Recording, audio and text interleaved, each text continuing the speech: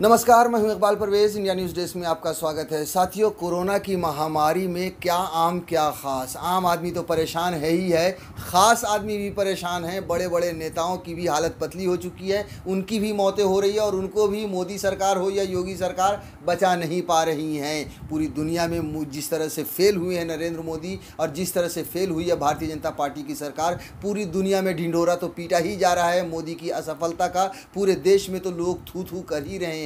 अब भारतीय जनता पार्टी के नेताओं ने भी थू थू करना शुरू कर दिया है, सवाल उठाना शुरू कर दिया है कि जब हमारी हालत ऐसी है, हमें बेड नहीं मिल रहा है, हमें बिस्तर नहीं मिल रहा है, हमें हॉस्पिटल में जगह नहीं मिल रही है, हमें वॉचमैन खदेड़ दे रहे हैं, तो फिर आम आदमी का क्या होगा। आप भी सोचिए कि आपने एक ऐसी सरकार चुनी है जिसने देश को क्या बना दिया। आप सोचिए कि पूरे देश में तो हाहाकार मचा ही हुआ है, लेकिन उन राज्यों में ख़ास तौर से मैं ये कह सकता हूँ कि उन राज्यों में ख़ास तौर से और ज़्यादा हाहाकार है जहाँ पे भारतीय जनता पार्टी की सरकार है।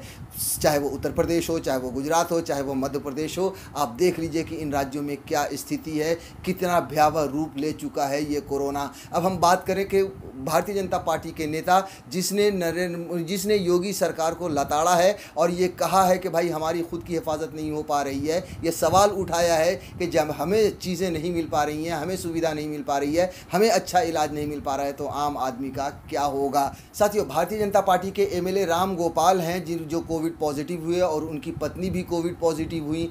जब एक हॉस्पिटल में इनका इलाज चल रहा था, उनकी हालत बिगड़ी तो दूसरे हॉस्पिटल में ट्रांसफ़र किया गया और दूसरे हॉस्पिटल में जगह नहीं मिल रही थी। नतीजा ये हुआ कि इन राम गोपाल जो हैं एमएलए भारतीय जनता पार्टी के, उन्होंने डीएम को फ़ोन किया, उनसे जुगाड़ लगाया, पैरवी लगाई, उसके बाद हॉस्पिटल में जगह मिली, तब भी घंटों इन्हें चक्कर लगाना पड़ा। यहाँ तक कि आप समझ लीजिए कि हॉस्पिटल के जो वॉचमैन हैं वॉचमैन ने इन्हें खदेड़ दिया। ये हालत हुई और जब इस हालत के बाद भारतीय जनता पार्टी का ये नेता राम गोपाल जो विधायक है वो खड़ा हुआ और उसने ये सवाल उठाया कि जब हमारी ऐसी हालत है तो आम जनता की क्या होगी। साथियों, अगर आप उत्तर प्रदेश की बात करें या नरेंद्र मोदी की बात करें, दोनों ऐसे नेता हैं कि दोनों ने ये बात कही है कि भैया सब कुछ चंगा चल रहा है। अगर आप मोदी सरकार की बात करें तो इनकी जो पूरी IT सेल है या इनकी जो पूरी सेना है, इनकी इमेज बनाने में लगी हुई है। आपके भी व्हाट्सएप पे रोज़ मैसेज आते होंगे कि भैया देश में सब कुछ अच्छा चल रहा है, नरेंद्र मोदी ने ये कर दिया, नरेंद्र मोदी ने वो कर दिया, ये तीर मार दिया, ऐसा उत्सव मनाया जा रहा है। योगी की भी बात करें तो आपने सुना ही होगा कि पिछले दिनों योगी ने कहा,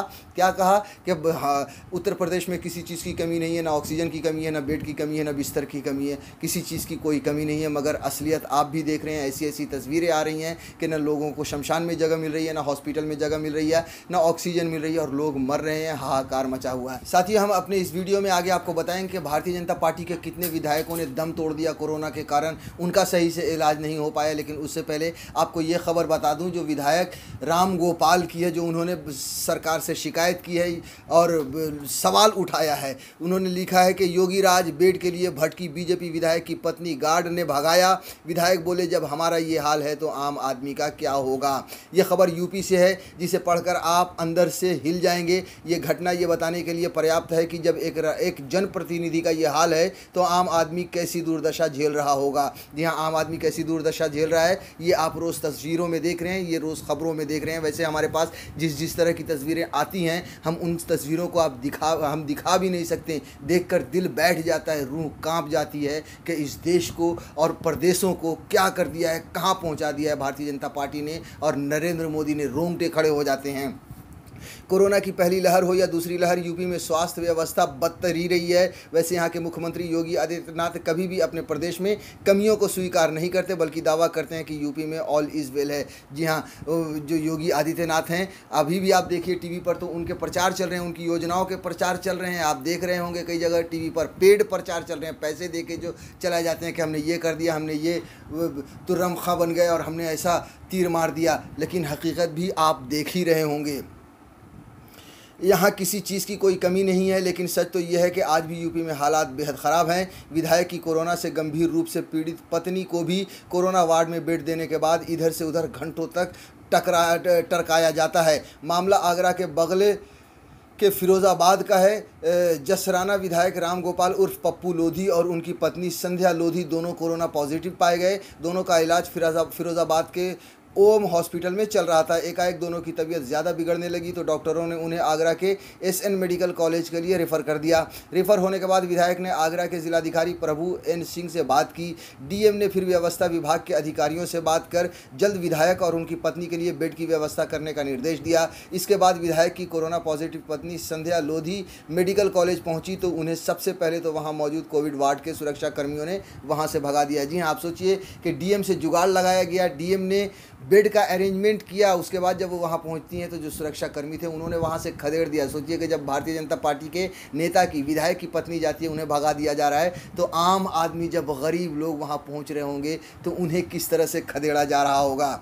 बीमारी की अवस्था में ही विधायक की पत्नी को अस्पताल के कर्मचारियों ने इधर से उधर खूब दौड़ाया। विधायक की पत्नी की हालत लगातार ख़राब होती जा रही थी। दौड़ते दौड़ते विधायक की पत्नी को सांस लेने में भी परेशानी होने लगी। उन्होंने अपने विधायक पति को इस बात की सूचना दी। विधायक ने एक बार फिर से डीएम से संपर्क किया। डीएम ने स्वास्थ्य विभाग के अधिकारियों को फटकार लगाई, तब जाकर विधायक की पत्नी को अस्पताल में बेड मिल सका। सोचिए कि दोबारा विधायक को दोबारा डीएम को फ़ोन करना पड़ा, फिर डीएम दोबारा से हॉस्पिटल में फ़ोन किया, तब जाकर बात बनी और उन्हें जगह मिली, उन्हें बेड मिला।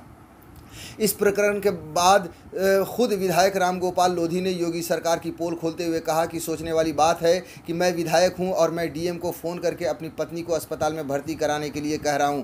कोरोना पॉजिटिव होने और हालत बिगड़ने के बाद भी बेड नहीं मिल पा रहा है। सोचने वाली बात है कि ऐसे में आम आदमी की हालत क्या होती होगी। जी हाँ, आप सोचिए कि ऐसे में आम आदमी की हालत क्या होती होगी। यहाँ पर दो बातें सामने आती हैं कि आप सोचिए कि जब भारतीय जनता पार्टी के विधायक ही अपनी जान नहीं बचा पा रहे हैं, या फिर वही उनकी हिफाजत उत्तर प्रदेश की जो सरकार है, या योगी सरकार है, या मोदी सरकार है, नहीं कर पा रही है, तो फिर आम आदमियों को किस तरह से बचाएगी ये सरकार, आम आदमियों के लिए किस तरह से कर सकती है ये सरकार। और दूसरी बात ये भी है कि अब सोचिए कि जो देश के लोग जो सवाल उठा रहे थे, जो आम आदमी सवाल उठा रहे थे, अब भारतीय जनता पार्टी के नेता भी वो सवाल उठाने लगे हैं कि आम आदमी का क्या हश्र हो रहा होगा। साथियों, भारतीय जनता पार्टी के अगर हम देखें तो बहुत सारे ऐसे नेता हैं जिनकी मौत हुई है। आम आदमी तो मर ही रहे हैं, लेकिन नेताओं को भी कोरोना नहीं बख्श रहा है, उनकी भी जान जा रही है। कई जगहों से हमने वीडियोस देखे हैं जो सोशल मीडिया पर वायरल हुए हैं, जिन्होंने ये लिखा है मरने से पहले और कहा है, वीडियो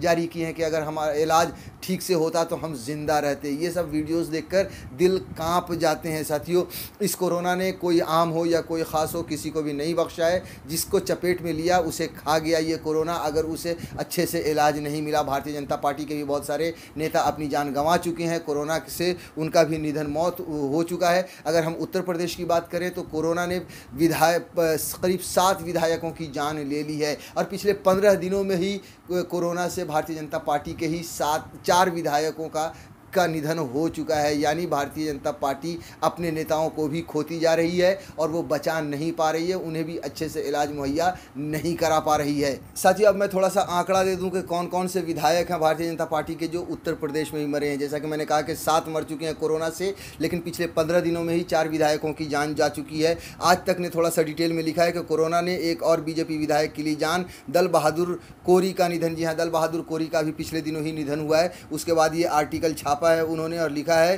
कि उत्तर प्रदेश में कोरोना का कहर जारी है। अब इसकी चपेट में आकर एक और भारतीय जनता पार्टी के विधायक ने जान गंवा दी है। रायबरेली के सालोन विधानसभा सीट से बीजेपी विधायक व पूर्व मंत्री दल बहादुर कोरी का निधन हो गया। वो बीते दिनों ही कोरोना संक्रमित हुए थे और उनका इलाज चल रहा था। इससे पहले औरैया से भाजपा, यानी कि कोरी से पहले औरैया से भाजपा विधायक रमेश दिवाकर की मौत हुई थी। उनसे पहले लखनऊ पश्चिम से विधायक सुरेश श्रीवास्तव भी कोरोना की वजह से उनको भी अपनी जान गंवानी पड़ी। उसके बाद बरेली के नवाबगंज के विधायक केसर सिंह गंगवार का भी कोरोना से निधन हो गया था। यानी कि पिछले 15 दिनों में इन 4 भारतीय जनता पार्टी के नेताओं का या एमएलए का निधन हुआ। आपको बता दें कि केसर सिंह गंगवार के निधन के बाद उनके बेटे ने फेसबुक पर पोस्ट लिखकर मोदी और योगी सरकार पर तंज भी कसा था कि अगर सारी चीज़ें अच्छी होती, अच्छे से इलाज होता तो उनकी भी जान बच सकती थी। और ये हकीकत है कि अगर नरेंद्र मोदी ने को जो पिछले 1 साल में समय मिला था, जिस तरह से पीएम केयर फंड में करोड़ों अरबों रुपए आए थे, अगर उनका सही से इस्तेमाल होता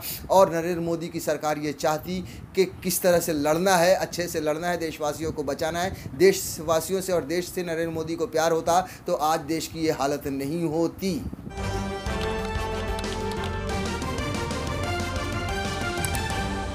आपकी आवाज